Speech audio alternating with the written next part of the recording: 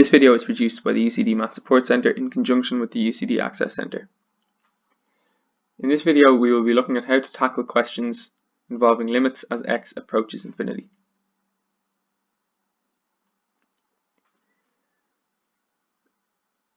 What we mean when x approaches infinity is that over time x will get increasingly larger and larger and larger, never stopping.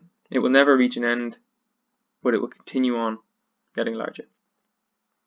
This is a little bit different to things we've seen up to now, as in previous examples, when involved with limit questions, our first step was to sub in the point of interest. So if we wanted to know the limit as x approached c of some function f, our first step would be to sub in c and see what happens.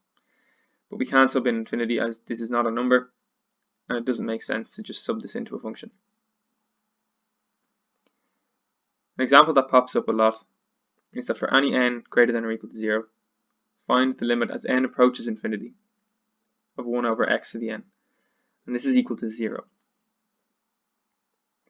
So let's try and dive into this and understand this a little bit more. As we let x increase, x to the n also increases. So the value of the fraction decreases. If we never stop increasing x, the fraction will never stop getting closer to 0.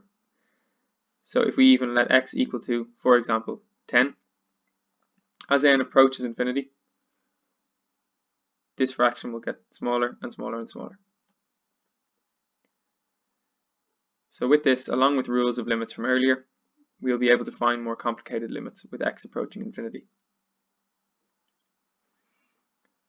Looking at the following example, find the limit as x approaches infinity of 2x squared plus 5x plus 7 all over x squared plus 10x plus 1. Again, subbing in infinity doesn't make much sense. Conceptually, we may be able to think what happens as x approaches infinity. We can see that the top line is going to get bigger and bigger and bigger, and we can also see that the bottom line is going to get bigger and bigger and bigger. So just by thinking about it, we can't even say for certain what's going to happen. So we need to be more rigorous in our thought process. The first thing we do is identify the largest power of x on the bottom of the fraction. In this case, the x squared is the largest power. What we do is then divide the top and the bottom line by x squared. So we can see 2x squared plus 5x plus 7 all over x squared plus 10x plus 1 will be multiplied by 1 over x squared all over 1 over x squared. What this does is, if we look at our top line first, 2x squared times 1 over x squared, the x squareds will cancel out, leaving us with 2. The 5x over x squared, the x will cancel with one of the x's in the x squared, leaving us with a 5 over x. 7 doesn't have any x's in it, so 7 times 1 over x squared stays as 7 over x squared. The same logic is followed to get the bottom line as 1 plus 10x, 10 over x, plus 1 over x squared.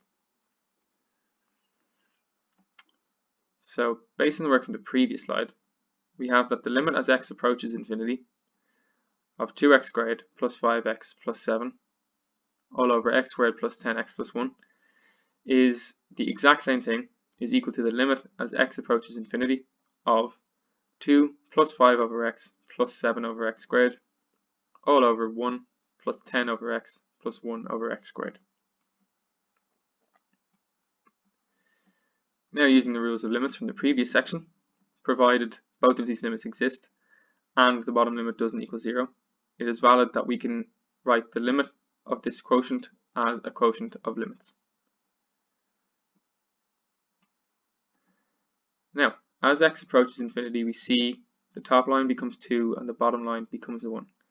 The reason for this being, as 5 over x, for example, as x approaches infinity, the bottom line of this fraction will get bigger and bigger and bigger, thus making the number or the fraction as a whole, its value, smaller and smaller and smaller. So as x goes on and on and on and gets larger, this value will get closer to 0. The same can be said for 7 over x squared, for 10 over x, and for 1 over x squared. So the logic is these go to 0, leaving us with 2 over 1, which is equal to 2.